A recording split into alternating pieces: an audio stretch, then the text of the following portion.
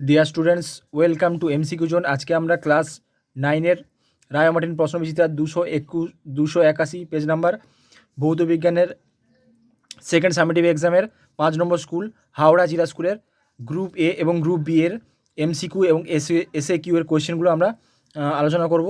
তো চলো, প্রথম গ্রুপ এর কোয়েশ্চেন কী দেওয়া আছে দেখো। প্রথম কোয়েশ্চেন, 1 নম্বর কোয়েশ্চেন দেখো, এনটিপিতে 56 গ্রাম নাইট্রোজেনের আয়তন কত? এনটিপিতে 56 গ্রাম নাইট্রোজেনের আয়তন কত বলা হয়েছে। তাহলে নাইট্রোজেনের আণবিক ভর কত? নাইট্রোজেনের আণবিক ভর হচ্ছে 28 গ্রাম হচ্ছে, ঠিক আছে। নাইট্রোজেনের আণবিক ভর হচ্ছে 28 গ্রাম। তাহলে 28 গ্রামের আয়তন হচ্ছে, অর্থাৎ 28 গ্রাম মানে 1 মোল, 1 মোলের আয়তন হচ্ছে 22.4 লিটার। তাহলে 56 গ্রামের আয়তন কত হচ্ছে? 56 গ্রামের আয়তন কত হচ্ছে? 22.4,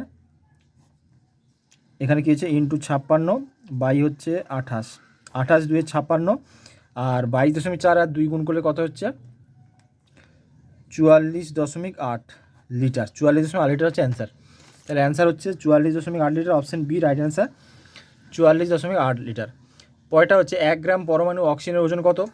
1 গ্রাম পরমাণু অক্সিজেনের ওজন হচ্ছে 16 গ্রাম। পরেরটা হচ্ছে আর্কিমিডিসের নীতির প্রযোজ্য হয় কোথায়?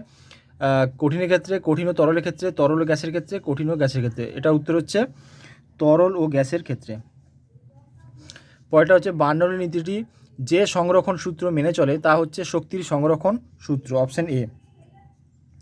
নেক্সট, দ্রবণের মধ্যে সাধারণত দ্রাব্য দেওয়া আছে, দ্রাব্য রূপে চিহ্নিত করা হয় যেটির আপেক্ষিক পরিমাণ কম হয় সেটা হচ্ছে দ্রাব্য, আর যার আপেক্ষিক পরিমাণ বেশি হয় সেটা হচ্ছে দ্রাবক।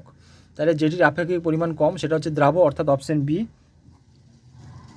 Right answer. পরটা হচ্ছে প্রশমন বিক্রিয়া বা নিউট্রালাইজেশন বিক্রিয়া কোথায় ঘটে? অ্যাসিড এবং ক্ষারের মধ্যে, যেখানে লবণ এবং জল উৎপন্ন হয় সেটা হচ্ছে প্রশমন বিক্রিয়া, অপশান বি রাইট অ্যান্সার। পরটা হচ্ছে কোন ধাতুটি লঘু HCl এর সঙ্গে বিক্রিয়া করে H2 উৎপন্ন করে না? উত্তর হচ্ছে কপার বা তামা, অপশান ডি কপার বা তামা। নেক্সট হচ্ছে এম ভরের পি ভরবেগ সম্পন্ন কণার গতিশক্তি হবে, এখানে হচ্ছে অপশান আমরা জানি E=P²/2m, ঠিক আছে। সূত্রটা তোমরা মনে রাখবে যে E= বা কাইনেটিক এনার্জি বা গতিশক্তি P²/2m, E=P²/2m হচ্ছে, তাহলে অপশান এ হচ্ছে রাইট অ্যান্সার। নেক্সট হচ্ছে গ্রুপ বি এর কোশ্চেন, SAQ কোশ্চেন কী আছে? অতি সংক্ষিপ্ত উত্তর। অ্যাভোগাড্রো সংখ্যার মান, এটা তোমরা সবাই জানো, 6.022 × 10⁻23। পরেরটা আছে চাপের এসে একক কী হবে? Newton per metre square. চাপের এসে একক হচ্ছে newton per metre square, newton per metre square. পরেরটা আছে কোন যন্ত্রের সাহায্যে বায়ুমণ্ডলের চাপ মাপা হয়? এটা হচ্ছে ব্যারোমিটার হবে, ব্যারোমিটার। এবার দেখো স্থিতিস্থাপক গুণাঙ্কের মাত্রা সংকেত কী হবে? স্থিতিস্থাপক গুণাঙ্ক চাপের মাত্রার সঙ্গে সমান হবে, ঠিক আছে। চাপ সমান কি? বল বাই ক্ষেত্রফল। তাহলে এখানে হচ্ছে উত্তর হচ্ছে ml-1 × 10⁻² হবে, ঠিক আছে।